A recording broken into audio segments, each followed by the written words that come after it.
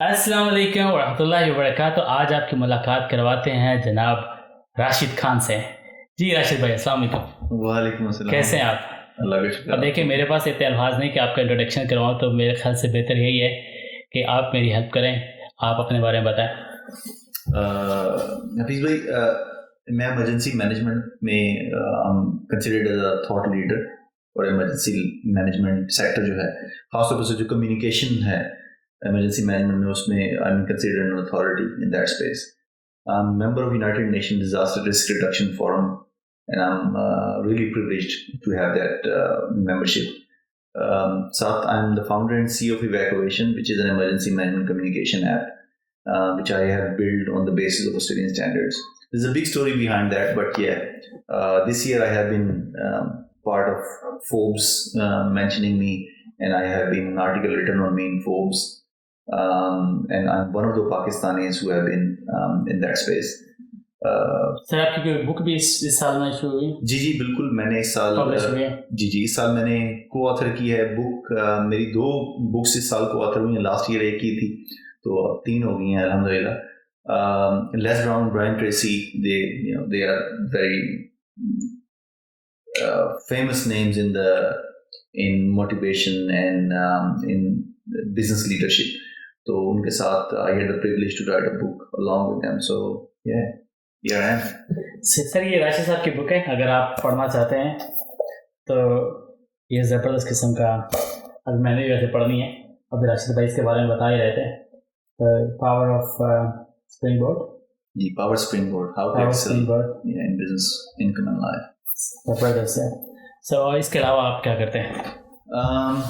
Emergency management, मैं बताया कि I live and breathe emergency management. As I said, I'm a member of United Nations, where I produce some stuff for early warning intercommunication system within emergencies. So disaster risk reduction जो है वो मेरा, which is a hot topic because of climate change, और बहुत सी चीज़ें जो है वो बदल रही हैं इस दुनिया में। तो मेरा ख्याल है हमें भी वो टेक्निक्स और हमें वो चीज़ें बदलने की ज़रूरत है कि हम किस तरह कम्युनिकेट करते हैं इमरजेंसीज में।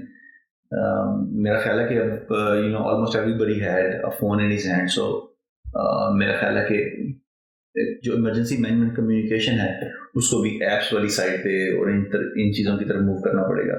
And we have developed an app with the help of some really good tech, और we are using these apps in some of the good companies in Australia. Fantastic. हमारे व्यूअर्स को आज आप क्या बताने वाले हैं? अच्छा, मैं डाटा ड्रिवन टेक्नोलॉजी का भी बात करता हूँ कि मेरे ख्याल में जो रियल टाइम डाटा की जो ताकत है वो बहुत ज़्यादा है। रियल टाइम डाटा जो है वो सबसे इम्पोर्टेंट है किसी भी चीज़ में, क्योंकि मैं डिज़ास्टर के मतलब बात करता हूँ बहुत ज़्यादा। तो अगर आपको पता है कि एग्जैक्टली वेदर फोरकास्ट कैसी होने वाली है नेक्स्ट कपल ऑफ डेज, तो आप प्रिपेयर्डनेस में एक स्टेप जो है ना वो एक स्टेप आगे होते हैं हर आदमी से। आप बता सकते हैं कि चीज़ें कैसे चल रही हैं और क्या चीज़ होने वाली है, तो आप अपने आप को प्रिपेयर करते हैं। जैसे अभी वेरी रिसेंटली ऑस्ट्रेलिया में फ्लड्स आए, तो बहुत से लोगों को, क्योंकि वो प्रिडिक्टेड था कि लनीना एक काइंड ऑफ कैफियत है वेदर की, जिसमें वो डिफरेंट किस्म के जो है आपका वेदर जो है वो पूरा बारिश से भरा हुआ होता है। तो क्योंकि हमने लनीना देखा हुआ था, साल में 2-3 दफ़ा हो चुका है इस दफ़ा। खैर हमें 4 दफ़ा विजिट किया लनीना ने, thanks to the US part, because it's all come from the western side. तो वो प्रिडिक्टेड था पहले से कि वेदर जो है वो इतने लेवल पर चला जाएगा, और उससे प्रिडिक्टेड था कि फ्लड्स आ सकते हैं। तो बहुत से एजेंसीज जो थी, जो इमरजेंसी मैनेजमेंट की एजेंसीज थी, वो तैयार थे इस काम के लिए। सर, ये कैसे तैयार हो जाते हैं? ये इस डाटा कहाँ से लेते हैं और इनके पास? जब ब्यूरो ऑफ मेट्रोलॉजी जो है वो भी डाटा प्रोवाइड करती है, लेकिन उसके अलावा और भी बहुत सी डाटा एजेंसीज हैं जो कि आपको डाटा प्रोवाइड कर रही होती हैं, जिसमें आप वाटर लेवल्स का एक अलग से डाटा है, ज़मीन में जो मॉइस्चर लेवल है वो एक अलग से डाटा है कि ज़मीन में कितना मॉइस्चर मौजूद है कि जो पानी को रिटेन नहीं कर सकता, कि आप पानी वहाँ पर रुकेगा नहीं, ज़मीन में नहीं जाएगा, बल्कि वो पानी आप फ्लो करने के लिए चल जाएगा। तो उसके ऊपर काफ़ी ज़्यादा रिसर्च हो रही है, क्योंकि फ्लड जो है कह सकते हैं कि आप फ्लड्स इस दुनिया में सबसे बड़ा डिजास्टर का कॉज है। मतलब अर्थक्वेक वगैरह आपको पता है वो बहुत एकदम से आते हैं, मतलब इट्स अ वेरी क्विक। आप एक बहुत इंटरेस्टिंग चीज़ पहले बता रहे थे कि गूगल कुछ जो अपनी रिसर्च और डाटा रिलीज़ करता है end of the each year, वो क्या चीज़ है और हमें उसका क्या फ़ायदा हो सकता है और बेसिकली उसका पर्पस क्या होता है?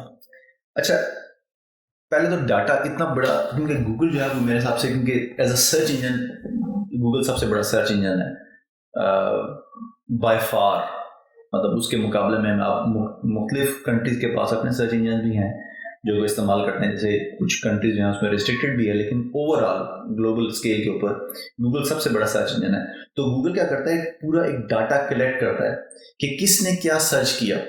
मतलब आपको हमारी आईटी की इंडस्ट्री में कहते हैं कि आपने कुछ सर्च किया है तो वो जो इंफॉर्मेशन है वो दफन तो हो गई है लेकिन वो मरी नहीं है। मतलब वो कहीं ना कहीं रिकॉर्डेड है कि आपने क्या सर्च किया। तो इसलिए जब भी आप कोई चीज़ सर्च करने लगते हैं तो खास तौर पे मतलब be very careful of what you are searching for, that's number one. लेकिन जो आप सर्च करते हैं गूगल उस डाटा को एनालाइज करता है, कलेक्ट करता है, क्योंकि ये बहुत ग्लोबल डाटा, पूरी दुनिया से उनके पास ये जो सर्चेस क्रिएट की जा रही होती हैं। किसी एक टाइम के अंदर मिलियंस ऑफ लोग जो हैं वो मिलियंस ऑफ चीज़ें सर्च कर रहे होते हैं। तो क्या करता है, उस पूरे डाटा को एनालाइज करता है और फिर कंट्री वाइड रिपोर्ट भी और एक ग्लोबल रिपोर्ट भी क्रिएट करता है वो, लेकिन कंट्री वाइड रिपोर्ट भी क्रिएट करता है कि इस कंट्री में सबसे पॉपुलर सर्च क्या थी, जो कि बड़ी इंटरेस्टिंग। हाँ, यही मैं भी जानना चाह रहा था कि ना अभी आपके हिसाब से जो आपने रिसर्च किया है कि गूगल ने क्या बताया है कि इस साल में सबसे ज़्यादा क्या चीज़ें जो है वो सर्च की गई हैं। अच्छा, एक तो ये चीज़ कि गूगल ने सबसे ज़्यादा क्या, गूगल में क्या सबसे ज़्यादा क्या सर्च हुआ, ये एक इंटरेस्टिंग एनालिसिस है। लेकिन मेरे ख्याल में इसके बैकग्राउंड में भी एक एनालिसिस है कि आपके सर्च करने वाले लोग कौन है। मतलब आपकी सर्च करने वाली ऑडियंस कहाँ से आ रही है। तो ये चीज़ भी जो एक ट्रेंड सेटर है फ्यूचर मार्केट्स के लिए। एग्जैक्टली, आप तो उस कंट्री का, उस रीजन का आप आइडिया लगा सकते हैं कि कंज्यूमर बिहेवियर क्या है, लोगों का माइंडसेट क्या है, क्या चीज़ वो देखना चाह रहे हैं, किस चीज़ के बारे में ज़्यादा कॉन्शियस है या क्यूरियस है। आई थिंक सर जी बिल्कुल। और आपको ये भी पता लगता है कि ऑडियंस कौन सी सर्च करे, क्योंकि उसका जो डाटा वेरिएंस है वो बहुत बड़ा डाटा वेरिएंस है जिसको वो डिफाइन करता है। मतलब वो ये भी बताता है कि ये अगर आपने डिफाइन किया हुआ है डिवाइस के ऊपर कि ये मेल इसका ओनर है या फीमेल इसका ओनर है या कोई और इसका ओनर है, तो आप उस लेवल पे जा सकते हैं। वो ये भी बताता है कि किस एज ब्रैकेट के लोगों ने इसको सर्च किया, किस रीजन के लोगों ने इसको सर्च किया। तो उन सब चीज़ों को, क्योंकि ये बहुत रिच डाटा है, तो हम खैर आज उतने रिच डाटा की डीप डाउन नहीं जाएंगे, हम इसे काफ़ी जनरल लेवल पे बात करने की कोशिश करेंगे। तो हमें कंट्री के लेवल बात करते हैं। पहले ग्लोबली बताएंगे, पहले ग्लोबल ट्रेंड्स की बात कर लेते हैं। तो सबसे ज़्यादा क्या चीज़ जो है वो सर्च की गई है। जी बिल्कुल, मैं सबसे पहले ग्लोबल एक ट्रेंड को सर्च करने की कोशिश करता हूँ कि ग्लोबल ट्रेंड क्या था। तो आप गूगल में जाके अपने गूगल में जाके उसमें जो इस साल के सर्च ट्रेंड्स हैं अगर आप उनको चेक करना शुरू करें तो सबसे चीज़ ज़्यादा सर्च की गई वो वर्डल था। अब वर्डल जो है सॉफ्टवेयर है और गूगल के अंदर ही आता है जिसके अंदर word vocabulary and all that, so उसको बहुत ज़्यादा सर्च किया गया। एक बड़ी इंटरेस्टिंग आर्ग्यूमेंट, टॉप 5 की बात करेंगे अभी हम। तो जो सेकंड नंबर पर इसको सर्च किया गया वो इंडिया वर्सेस इंग्लैंड था। अब यहाँ से आप सर इससे मतलब इंडिया की पॉपुलेशन की इंटेंसिटी बताना चाह रहे हैं या कि ओवरऑल पूरी दुनिया थोड़ी इंडिया वर्सेस इंग्लैंड देखती रही होगी? मेरा ख्याल है कि एक बहुत बड़ी पॉपुलेशन ने इंडिया वर्सेस इंग्लैंड देखा होगा। और जो इंडिया का जो नेबरिंग पाकिस्तान है वो भी बहुत ज़्यादा इंटरेस्टेड होगा कि इंडिया वर्सेस इंग्लैंड में कौन आगे आएगा और कौन उनके मुकाबले में सेमीफाइनल जीत कर और फिर फाइनल खेलेगा। कहने का मतलब ये है कि पाकिस्तान और इंडिया की पॉपुलेशन इतनी ज़्यादा डेंस है कि अगर वो कोई चीज़ सर्च करते हैं तो वो ग्लोबली डोमिनेट रहती है। वो ग्लोबली डोमिनेट रही है। ये एक फैक्ट है, ये रही जी है। आप ये सोचें कि लिस्ट ऑफ प्रायोरिटीज में क्वीन एलिजाबेथ चौथे नंबर पर है। Queen Elizabeth, Commonwealth की state head थी and she passed away this year. She was number 4 in that trend, and India versus England, which was a semi-final of cricket, वो number 2 trend किया पूरे world में। तो इसका मतलब है कि क्रिकेट के फॉलोअर्स कितने रिलीजियसली फॉलो करते हैं क्रिकेट को, कि वो नंबर 2 पे था। लेकिन नंबर 5 पे एक और इंटरेस्टिंग एनालॉजी है जो कि मतलब मुझे बड़ा इसको सुन के बड़ा अजीब लगा कि जो 5वें नंबर पे जो मोस्ट सर्च आइटम था पूरी दुनिया में इस साल के 2022 के लिए वो इंडिया वर्सेस साउथ अफ्रीका। अब मुझे लगा कि शायद इंडिया वर्सेस साउथ अफ्रीका, ये भी क्रिकेट मैच ही था और ये भी क्रिकेट मैच था। अच्छा, तो आप ये सोचें कि जो टॉप 5 ट्रेंड्स थे पूरी दुनिया में, उसमें से 2 ट्रेंड्स वो सारे स्पोर्ट्स के रिलेटेड ही थे, वो सिर्फ एक स्पोर्ट्स के एक ही स्पोर्ट के रिलेटेड थे, क्योंकि उसके फॉलोअर्स इतने ज्यादा हैं। वैसे मेरी समझ के मतलब मुझे लगता था कि शायद सॉकर जो है उसके फॉलोअरशिप जो है ना वो नंबर 1 पे है। तो अब जैसे you are not wrong there, number 6 पे वर्ल्ड कप ने फ्लोट किया है।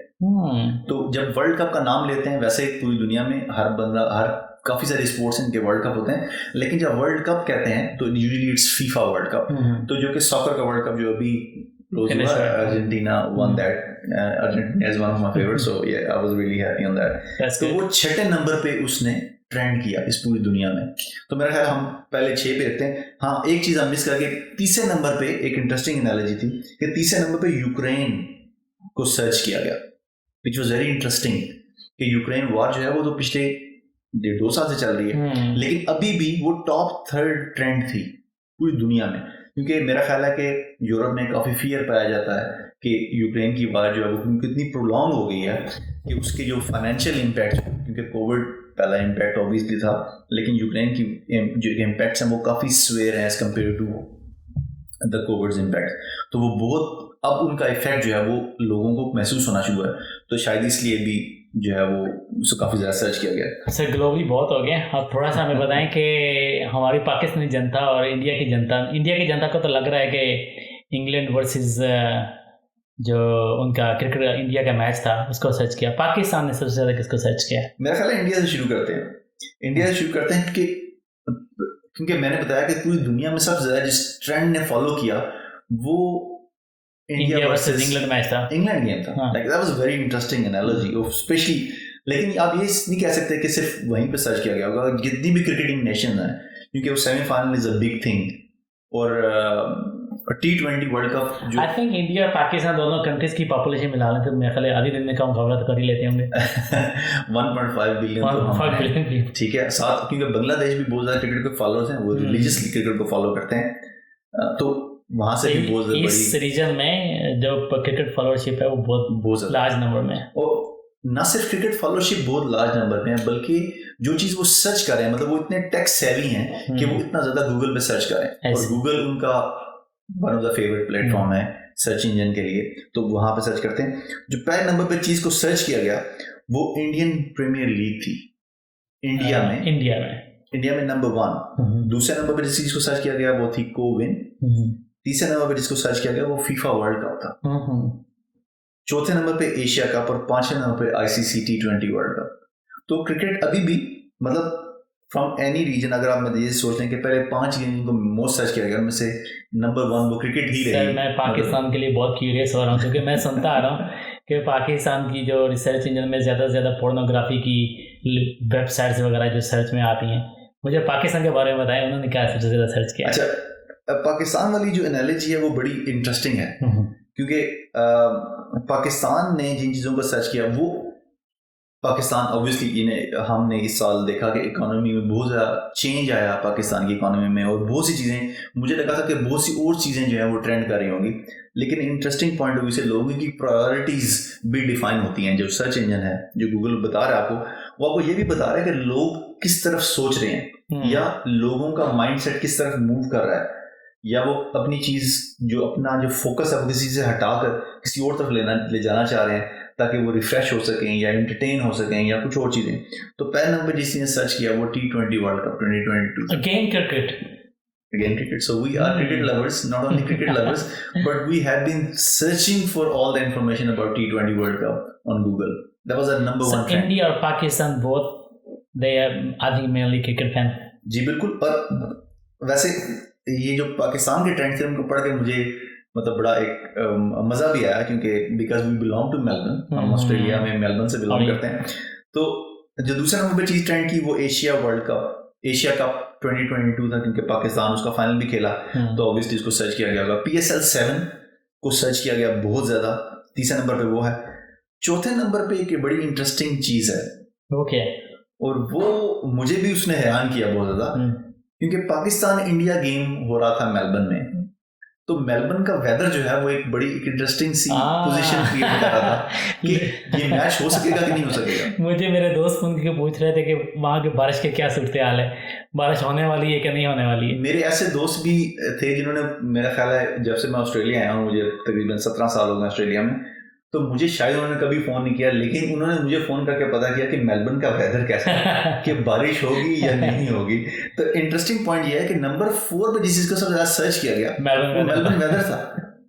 मतलब पूरे पाकिस्तान के लोग जो हैं वो ये नहीं सोच रहे कि इकोनॉमी में पाकिस्तान के साथ क्या होने वाला है या all that thing what will happen to us. They were more worried about Melbourne weather. They were more worried about Melbourne weather.